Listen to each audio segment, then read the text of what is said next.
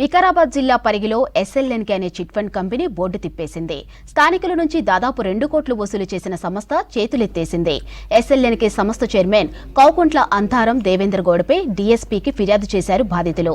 ఇక 2 కోట్ల రూపాయల చిట్టి డబ్బులు తిరిగి ఇవ్వాలని డిమాండ్ చేశారు. దేవేందర్ గౌడ్ తమ నుంచి డబ్బులు తీసుకుని తిరిగి ఇవ్వడం లేదని ఆరోపించారు. కష్టపడి సంపాదించిన డబ్బులను చిట్టి కడితే ఇప్పుడు మోసం చేశాడని ఆవేదన వ్యక్తం చేస్తున్నారు బాధితులు. దేవేందర్ పై చర్యలు తీసుకుని తమ డబ్బులు తమకు ఇప్పించాలని డీసీపీని కోరారు బాధితులు.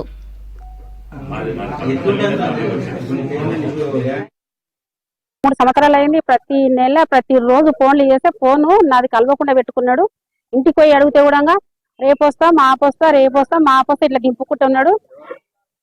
శివరెడ్డిపల్లె గిరివర్ధన్ రెడ్డి ఈ ఇస్తలేడు. ఆయన ఇంటికే పోతాను, ఆయనకి ఇచ్చిన కాబట్టి నా ఆయన ఇంటికి పోతే నేను ఏం చేయాలి, బయట ఉన్న డబ్బులు వసూలు చేసిస్తా, రేపొస్తా మాపొస్తా ఇట్లనే బొంకుతున్నాడు. ఇవ్వమంటే ఇస్తలేడు.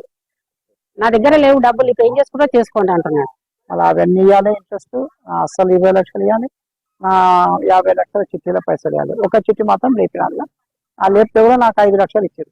4,85,000 15 లక్షలు 2 10 లక్షలు 2 50 లక్షలు ఒక్క 15 లేపిన నాకు మొత్తం 48 లక్షలు రాదు. ఇప్పటి అన్న చిట్టి లేపిండు, కట్టేసిండు, అన్ని క్లియర్ అయినప్పుడు కూడా నాకు ఇంకా డబ్బులు కట్టాలని మళ్ళీ ఫోన్ చేస్తారు. వీళ్ళ ల్యాండ్ బ్లాక్ లో పెట్టడానికి ప్రయత్నం చేస్తారు. చాలా మంది బ్లాక్ లో పెట్టిండు.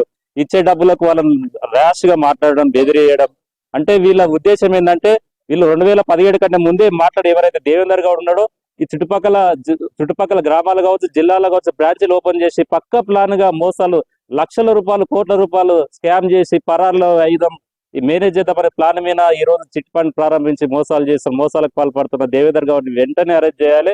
చాలా ఇబ్బంది పెడుతుంది. 3 ఇయర్స్ నుంచి మాకు రెంట్ లేదు, అసలు ఖాళీ చేయట్లేదు లేదు. ఎవరిదైనా చెప్పుకోండి, ఎవరికైనా చెప్పుకోండి, మేము ఏమంటున్నాం. బిల్డింగ్ అగ్రిమెంట్ అయిపోయింది. ఏమంటారు, ఖాళీ మీరు బయట వేసుకొని సామాన్ తీసేసుకోండి అంటున్నాం, లేదా సామాన్ అమ్ముకోండి అంటున్నాం ఓనర్స్. ఇప్పుడు ఏమంటారు అంటే వాళ్ళు అవును మీరు కట్టాల్సింది ఇప్పుడు ఆ 3P అమౌంట్ వచ్చేసి ఒక 7 లక్షలు 8 లక్షల రూపాయలు మీరు మొత్తం కట్టాల్సింది అంటున్నారు. ఇది వరకు మేము కట్టినా కదా సార్, 3 లక్షల రూపాయలు పెనాల్టీ, మా డబ్బులు మీరు పెనాల్టీ తీసుకోవడం ఏంటి, మా డబ్బులు మీ దగ్గర కట్టుకోమని చెప్పిన మా రోజు మీరు అడ్జస్ట్మెంట్ చేసుకొని మిగతా డబ్బులు మాకు ఇవ్వాలి. కానీ మీరు ఈ విధంగా పట్టుకోవడం ఏంది, మళ్ళీ ఇప్పుడు కట్టాలంటే ఎక్కడి నుంచి కడతాం? మీ దగ్గర అప్డేటింగ్ దాదాపు మీ ఎంప్లాయీస్ ఎవరెవరు వచ్చి అమౌంట్ తీసుకున్నారు, ఇవేమో ఆ రసీదులు మీ కంపెనీ పేరు మీద రసీదు ఇవ్వడం జరిగింది. ఆ రసీదులు చెక్కులు ఇచ్చినాము, ఆ చెక్కులు కూడా మీరు అప్డేట్ చేయించలేరు. మళ్ళీ మీరుకి వెళ్ళి డబ్బులు కట్టాలని ఎవరెవరో ఫోన్ చేస్తున్నారు. ఇప్పుడు దానికి ఏంది అసలు? మా ఫస్ట్ క్లియర్ అయిన దానికి కూడా మా చెక్కులు మీ దగ్గర పెట్టుకున్నారు.